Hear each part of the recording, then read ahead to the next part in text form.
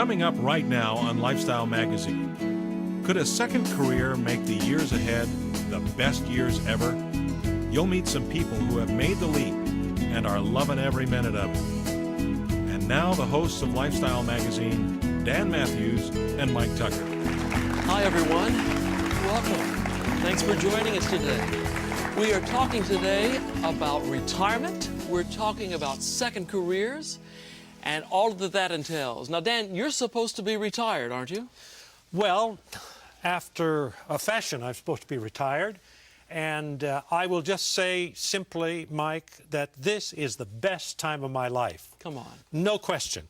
Because except when I come to do a production like this, there's a producer somewhere that yells at me. Yes. But other than that, everything is going just wonderful. Just great, huh? And I get to do things with my wife. We go together. We have opportunities for additional activities. You talk about second careers. I think we've got third and fourth careers going. And it's wonderful to be able to do things that we want to do when we want to do them. We can say yes or we can say no. So for anyone who may be dreading retirement, I would just like to say it is the best time of your life if you just anticipate making it the best time of your life. You know, my mom has found the same thing. She is supposed to be, quote, retired now, and she's got a second, third career, but she's also volunteering. And so we're going to take some time to talk to my mom. Joining us today from Arlington, Texas is my mom, Arlene Tucker. Hi, Mom. Thanks so much for joining us today. Hi, Mike. So give us a quick overview of what a typical week of your life looks like so we can get an idea of how you manage to fit in all of your volunteer activities. I still have some hangover from one of my careers. I'm doing some marketing part-time, but I usually reserve afternoons on Tuesdays, Wednesdays, and Thursdays to work at the church, in the church office, actually. That's great. Do you mind if I ask how old you are? Actually, I kind of welcome that when people ask me. I don't want you to think I'm in my 80s, and I'm only 77. There are obviously a lot of opportunities for seniors who are willing to volunteer. So how do you decide which ones are right for you, Mom? It's a very individual thing. You might think that I would volunteer in healthcare since I worked in healthcare most of my life. But I wanted to go where the need was greatest right now, and I want to be of service to other people. And I decided that working at the church office was a good place for me. All right, how long do you plan to keep all of this up? Well, if my health holds up, I see no reason why I can't do it for another 10 or 15 years. Thanks for joining us today, Mom. You're welcome. Joining us now is Jim Emmerman, Executive Vice President of Civic Ventures. Welcome, Jim. Glad to have you with us. Thanks so much for being here. So tell us about Civic Ventures. What is Civic Ventures? What does it do? Well, it's an organization. We're in San Francisco, also Washington and Boston. And we basically promote the idea that our society has a huge amount to gain from the engagement of people who would have been considering themselves in retirement, but in fact are creating a new stage of life for themselves and a new stage of work in which they can use their talent and experience to solve and address some of the problems that are most important to them, most important to their community and to our nation. You know, Jim, I like the reference that I read in some of your material about the second half of life. Yeah. It has the idea that it's as valuable and can be as productive and as exciting as is the first half of life. And I hear that coming through in what you're saying about Civic Ventures. Right. We do believe that. People work for 50 years growing up, developing their first career, sending their kids off to college, building their resume, and then have the freedom to really use all of that experience for the things that maybe they've wanted to do all their life, whether that's be a teacher, work in healthcare, work for some nonprofit organization, but really work that matters to them. It might be as a volunteer, it might be as a paid, as a paid second career. Is it often true for people who are in the second half of life that they even go for another education, another preparation for a second job? one of the things that we're seeing is an increase in people going back to school to be trained to do that kind of thing. Often people have experiences that don't need retraining. Translates really well to work that is so important to our community. But there's a huge number of people who are going back. I think the ministry is an area where we're seeing lots of people in their 50s going back because they see, the need to give back in some way. Divinity schools are filled with people who are in their 50s and older. So it is something. So what's causing all this? Why are people doing this? Well, I think there are a couple of things that are happening, really. One of them is that we have this huge extension of life that we never had before. And the idea that's been sold to us of retirement, spending the rest of our days on a golf course, might have had some value if it ever really did have relevance to people at a time when they weren't talking about a 20 or 30 or 40-year retirement. Now, for a variety of reasons, that's just really not going to satisfy people. They want to stay engaged. Right. Do the regulations, the laws, government provisions and so forth, is it contributing to the second half of life, or how do we cooperate there? Well, there's a lot that could be done to improve that, definitely. In a way, the way that we treat older people in relationship to work and to engagement is the same way that our country treats farmers. We pay them not to do it. That's incredible. And we incentivize people to retire from work rather than finding ways to support them, to give them the freedom to work in work that matters. There's a lot more to talk about here. So we're going to ask you to please stay with us because there's much more of Lifestyle Magazine right after this break.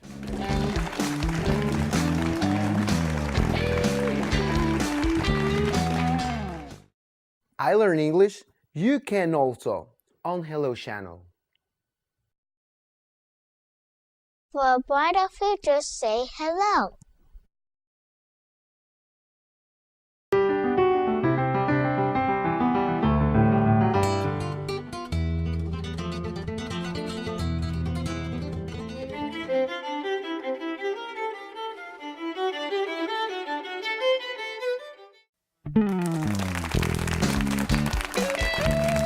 We're back. Joining us now is Rick Kocher, the enthusiastic founder and director of Stand Up for Kids, and Mike Gambrell, a staff member of Stand Up for Kids. We want to welcome both of you guys here. Thank you for joining us. Thanks, Mike. Thanks, Dan. Thanks for having us. So what is Stand Up for Kids? Stand Up for Kids is a nationwide organization that goes to the streets, all volunteers in 37 cities, 20 states, that goes to the streets and helps homeless and street children. And what do you do to help kids that maybe don't want help? Wow. Dan, they all want help. But they don't know it. Well, I think they do know it. They're too young. When you're under the age of 18, there's no way to get off the streets without tremendous help. So they don't see a way off the streets. For the most part, they're not going back home. And for the most part, they're not going back to foster care. So a life on the streets is what they believe is the way they have to live. And how do you help them? What do you do for them? Well, immediately with us, we carry backpacks full of food and clothes and hygiene products, but we also have all the data in every city. We do a tremendous survey to find out what resources are available to kids, and we tell them, here's where the shelters are, the centers are, the clinics are. We help them get ID cards and birth certificates, teach them how to drive, how to shop, how to cook, how to furnish a life skills. Everything. Yeah. I think all too often people look at homelessness as being homeless. And for kids on the streets, if it was someone my age, an old retired guy, I've had a life and now I'm homeless. But for children, no family, no church, no community, no school, no neighbors, it isn't homeless, it's lifeless. And you have to help them put this back together first. Mike, you're with the organization. Am I risking to ask if you were ever one of those on the street? Yes, I was for 6.5 years, from the time I was 15 till I was 21. And you saw some way of giving back here then? Yes, most definitely.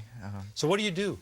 I personally work with the Don't Run Away program, which is a deterrent for kids to keep them off the streets. In the fact that in the event that they're being abused, that there's somebody out there that they can trust and can tell that the streets are not the answers, and it's not a place for them to look to feel safe.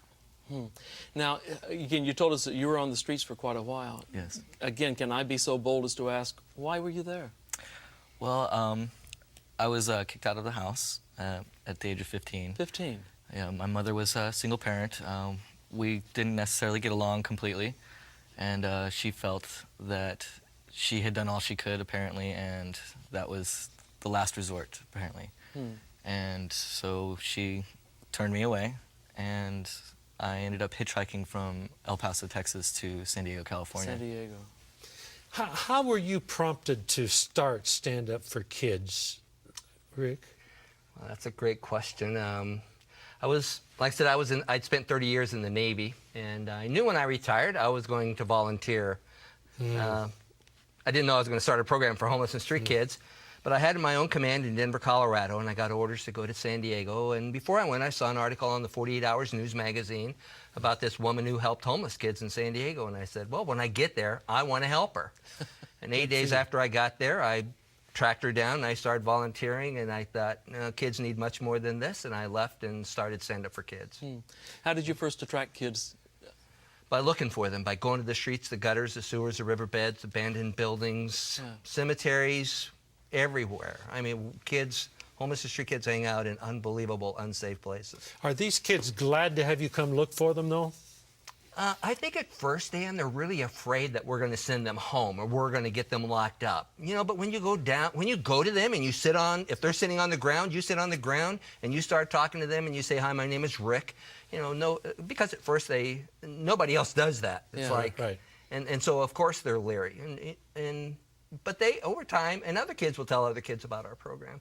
It takes some time to gain their trust, and of course that's what we want to do. We want to gain their trust. We want to be there for the long run. It isn't about, here's a peanut butter and jelly sandwich. Yeah. Jim, you're talking about second half of life and people who are looking for ways of personal fulfillment and also giving to society. Is this the kind of thing that you find a lot of people responding to, wanting to help with? Well, Rick is an example of thousands of people that have come to the attention of Civic Ventures through a program that we call the Purpose Prize, which is really focusing on social innovators and social entrepreneurs over the age of 60 who have created these kinds of incredible programs.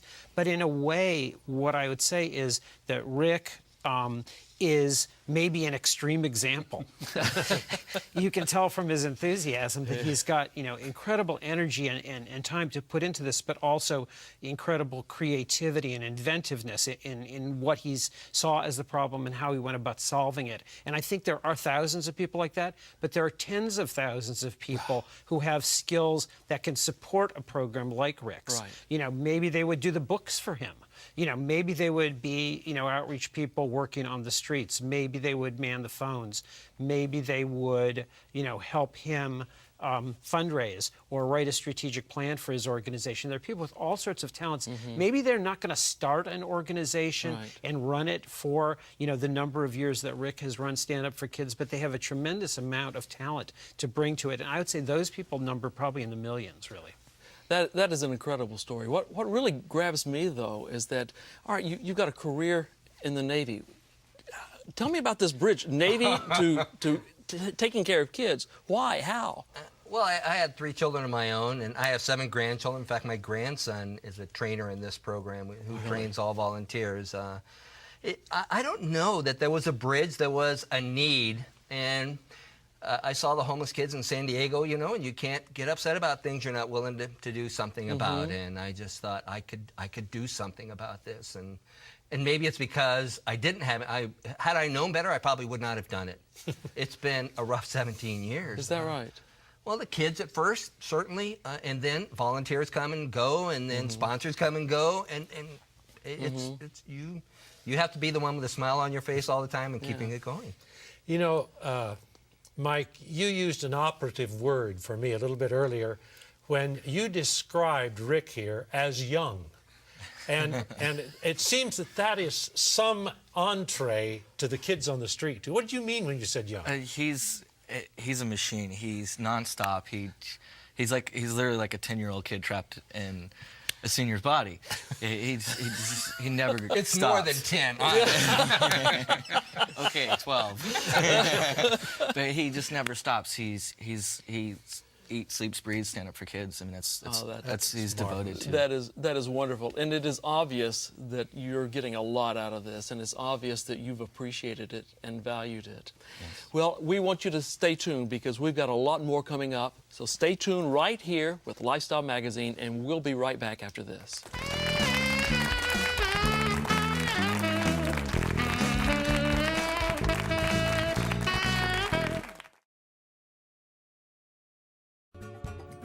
Thanks for watching Hello Channel.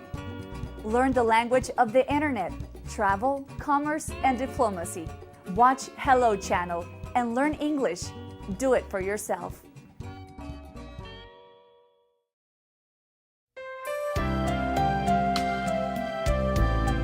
For some people, there is no such thing as an unsolvable problem. They always seem to find a solution. And June Simmons is one of those people. Welcome to the program, June. Thank you. You are with an organization known as Partners in Care. Tell us about that organization.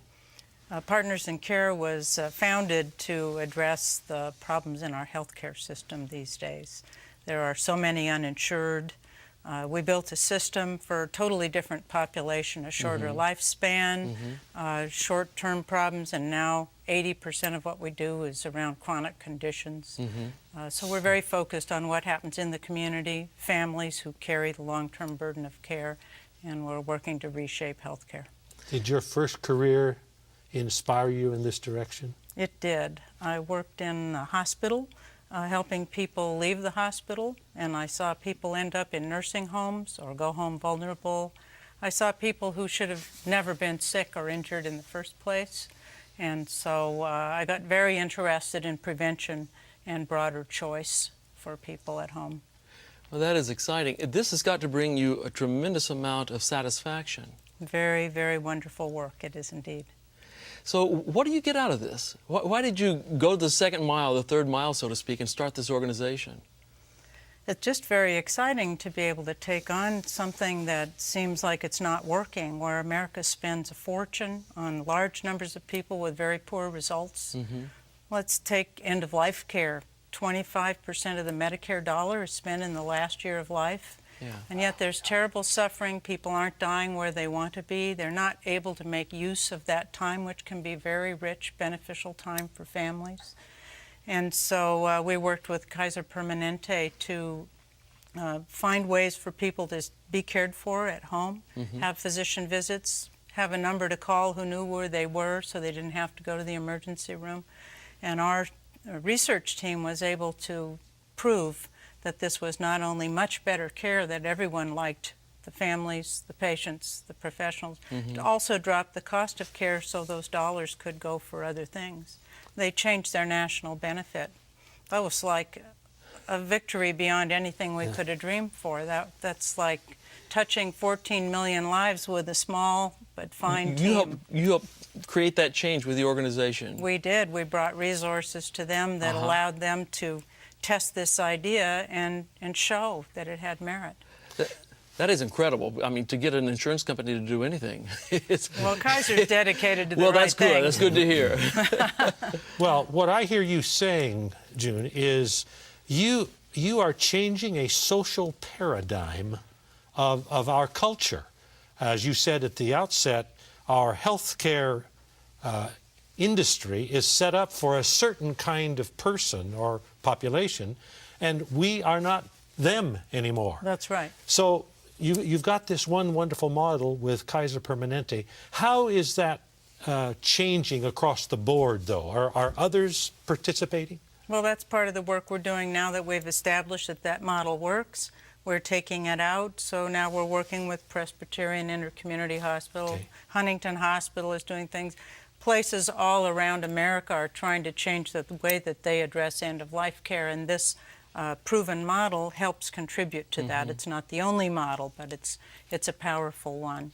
Now, are there associated organizations with yours across the country? Is yours the first one, or how do you relate with other organizations? Well, we participate in many associations, but we're kind of a hybrid. You don't hear about many not-for-profits that were formed like this as a boundary spanner. We kind of have mud on our boots. We know what it's like to be a healthcare system, and we know what it's like to be able to measure results, and we bring those two together in a unique way. So that's original, but we partner with many.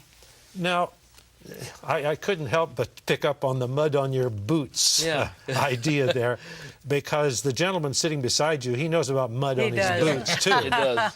And you're both affiliated in some fashion with Jim Emmerman's organization, Civic Ventures. And what does that do for you, Rick?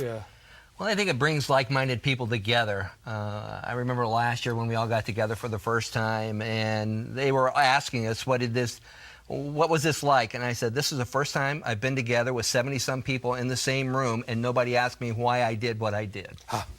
That's amazing. It is. Yeah, it was just, I mean, it was unbelievable, because people typically say, why? Yeah. Well, let me ask you something. You guys, you've got a million wonderful stories about these kids on the street. Could you share one of them with us right now?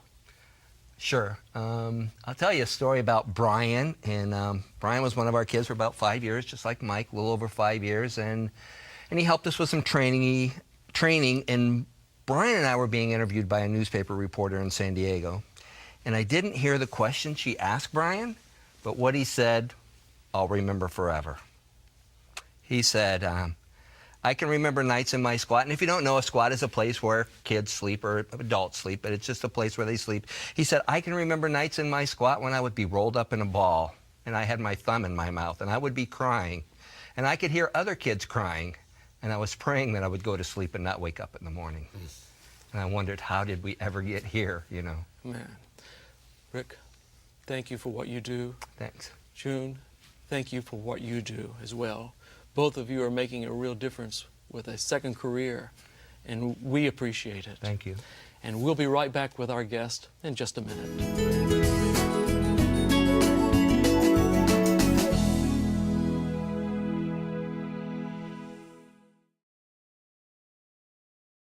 My name is Alan, and you're watching Hello Channel.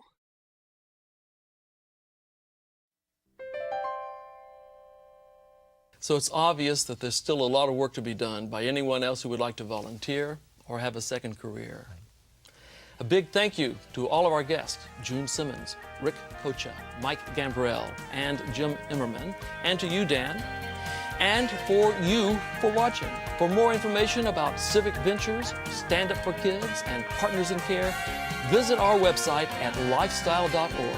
And I'll see you again right here next time on Lifestyle Magazine. Until then, live well and be well.